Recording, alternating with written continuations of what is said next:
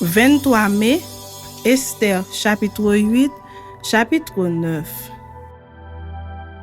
En ce même jour, le roi Assyrus donna à la reine Esther la maison d'Aman, l'ennemi des Juifs. Et Mardochée parut devant le roi, car Esther avait fait connaître la parenté qui l'unissait à elle. Le roi ôta son anneau qu'il avait repris à Aman et le donna à Mardochée. Esther, de son côté, établit Mardochée sur la maison d'Aman. Puis Esther parla de nouveau en présence du roi. Elle se jeta à ses pieds, elle pleura, elle le supplia d'empêcher les effets de la méchanceté d'Aman, l'Agagite et la réussite de ses projets contre les Juifs. Le roi tendit le sceptre d'or à Esther, qui se releva et resta debout devant le roi. Elle dit alors: « Si le roi le trouve bon, et si j'ai trouvé grâce devant lui, si la chose paraît convenable au roi, et si je suis agréable à ses yeux, qu'on écrive pour révoquer les lettres conçues par Aman, fils d'Amedata, l'Agagite, et écrites par lui dans le but de faire périr les Juifs qui sont dans toutes les provinces du roi.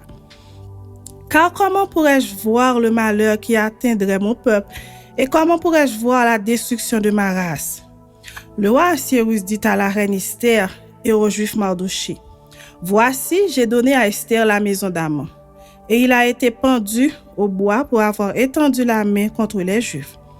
Écrivez donc en faveur des Juifs comme il vous plaira, au nom du roi, et scellez avec l'anneau du roi, car une lettre écrite au nom du roi et scellée avec l'anneau du roi ne peut être révoquée. » Les secrétaires du roi furent appelés en ce temps, le 23e jour du 3e mois, qui est le mois de Sivan. Et l'on écrivit, suivant tout ce qui fut ordonné par Mardochée, aux Juifs, aux satrapes, aux gouverneurs et aux chefs des 127 provinces situées de l'Inde à l'Éthiopie. À chaque province, selon son écriture, à chaque peuple, selon sa langue, et aux Juifs, selon leur écriture et selon leur langue. On écrivit au nom du roi Assyrus, et l'on scella avec l'anneau du roi. On envoya les lettres par des courriers ayant pour monture des chevaux et des mulets nés de juments. Par ces lettres, le roi donnait aux Juifs, en quelques villes qu'ils fussent, la permission de se rassembler et de défendre leur vie, de détruire, de tuer et de faire périr avec leurs petits-enfants et leurs femmes tous ceux de chaque peuple et de chaque province qui prendraient les armes pour les attaquer et de livrer leurs biens au pillage, et cela en un seul jour, dans toutes les provinces du roi Assyrus, le 13e du 12e mois, qui est le mois d'Adar. Ces lettres renfermaient une copie de l'édit qui devait être publiée dans chaque province et informaient tous les peuples que les Juifs se tiendraient prêts pour ce jour-là à se venger de leurs ennemis. Les courriers, montés sur des chevaux et des mulets, partirent aussitôt et en toute hâte, d'après l'ordre du roi. L'édit fut aussi publié dans Suse, la capitale. Mardochée sortit de chez le roi avec un vêtement royal bleu et blanc, une grande couronne d'or et un manteau de byssus et de pourpre. La ville de Suse poussait des cris et se réjouissait. Il n'y avait pour les Juifs que bonheur et joie, allégresse et gloire. Dans chaque province et dans chaque ville, partout où arrivait l'ordre du roi et son édit, il y eut parmi les Juifs de la joie et de l'allégresse, des festins et des fêtes. Et beaucoup de gens d'entre les peuples du pays se firent juifs, car la crainte des Juifs les avait saisis. Chapitre 9.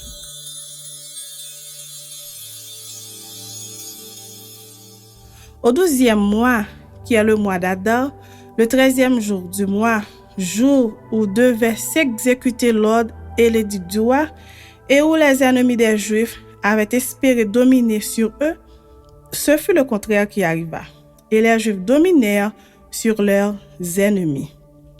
Les Juifs se rassemblèrent dans leurs villes, dans toutes les provinces du roi Assyrus, pour mettre la main sur ceux qui cherchaient leur perte, et personne ne put leur résister, car la crainte qu'on avait d'eux s'était emparée de tous les peuples. Et tous les chefs des provinces, les satrapes, les gouverneurs, les fonctionnaires du roi, soutinrent les Juifs à cause de l'effroi que leur inspirait Mardochée. Car Mardochée était puissant dans la maison du roi, et sa renommée se répandait dans toutes les provinces, parce qu'il devenait de plus en plus puissant. Les Juifs frappèrent à coups d'épée tous leurs ennemis, ils les tuèrent et les firent périr. Ils traitèrent comme il leur plut ceux qui leur étaient hostiles. Dans Suse, la capitale, les Juifs tuèrent et firent périr 500 hommes. Et ils égorgèrent Parchandata, Dalphon, Aspata, Porata, Adalia, Aridata, Parmashta, Arizaï, Aridaï et Vagezata, les 10 fils d'Aman, fils d'Amamedata, l'ennemi des Juifs. Mais ils ne mirent pas la main au pillage. Ce jour-là, le nombre de ceux qui avaient été tués dans Suse, la capitale, parvint à la connaissance du roi. Et le roi dit à la reine Esther, « Les Juifs ont tué et fait périr dans Suse, la capitale, 500 hommes et les 10 fils d'Aman. Qu'ont-ils fait dans le reste des provinces du roi? Quelle est ta demande? Elle te sera accordée. Que désires-tu encore? Tu l'obtiendras. » Esther répondit, « Si le roi le trouve bon, qu'il soit permis aux Juifs qui sont à Suse d'agir encore demain selon le décret d'aujourd'hui et que l'on pende au bois les 10 fils d'Aman. » Et le roi ordonna de faire ainsi. L'édit fut publié dans Suse, on pendit les 10 fils d'Aman. Et les Juifs qui se trouvaient à Suse se rassemblèrent de nouveau le 14e jour du mois d'Adar et tuèrent dans Suse 300 hommes. Mais ils ne mirent pas la main au pillage. Les autres Juifs qui étaient dans les provinces du roi se rassemblèrent et défendirent leur vie. Ils se procurèrent du repos en se délivrant de leurs ennemis et ils tuèrent 75 000 de ceux qui leur étaient hostiles. Mais ils ne mirent pas la main au pillage. Ces choses arrivèrent le 13e jour du mois d'Adar. Les Juifs se reposèrent le 14e et ils en firent un jour de festin et de joie. Ceux qui se trouvaient à Suse, s'étant rassemblés le 13e jour et le 14e jour, se reposèrent le 15e et ils en firent un jour de festin et de joie. C'est pourquoi les Juifs de la campagne qui habitent des villes sans murailles font du 14e jour du mois d'Adar un jour de joie, de festin et de fête, où l'on s'envoie des portions les uns aux autres. Mardochée écrivit ces choses et il envoya des lettres à tous les Juifs qui étaient dans toutes les provinces du roi Assyrus, au près et au loin.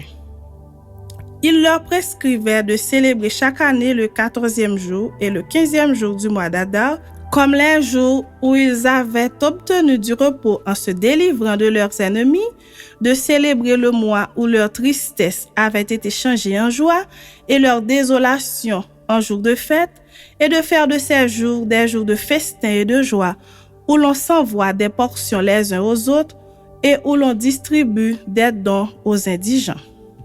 Les Juifs s'engagèrent à faire ce qu'ils avaient déjà commencé et ce que Mardochée leur écrivit. Car Aman, fils d'Amedata, la Gagite, ennemi de tous les Juifs, avait formé le projet de les faire périr et il avait jeté le pur, c'est-à-dire le sort, afin de les tuer et de les détruire. Mais Esther, s'étant présentée devant le roi ordonna par écrit de faire retomber sur la tête d'Aman le méchant projet qu'il avait formé contre les Juifs et de le pendre au bois, lui et ses fils. C'est pourquoi on appela ces jours Purim, du nom de Pur, d'après tout le contenu de cette lettre, d'après ce qu'ils avaient eux-mêmes vu et ce qui leur était arrivé. Les Juifs prirent pour eux, pour leur postérité, et pour tous ceux qui s'attacheraient à eux, la résolution et l'engagement irrévocable de célébrer chaque année ces 2 jours selon le mode prescrit et au temps fixé. Ces jours devaient être rappelés et célébrés de génération en génération dans chaque famille dans chaque province et dans chaque ville. Et ces jours de Purim ne devaient jamais être abolis au milieu des Juifs, ni le souvenir s'en effacer parmi leurs descendants. La reine Esther, fille d'Abichaïl, et le juif Mardoché écrivirent d'une manière présente une seconde fois pour confirmer la lettre sur les Purim. On envoya des lettres à tous les Juifs dans les 127 provinces du roi Cyrus.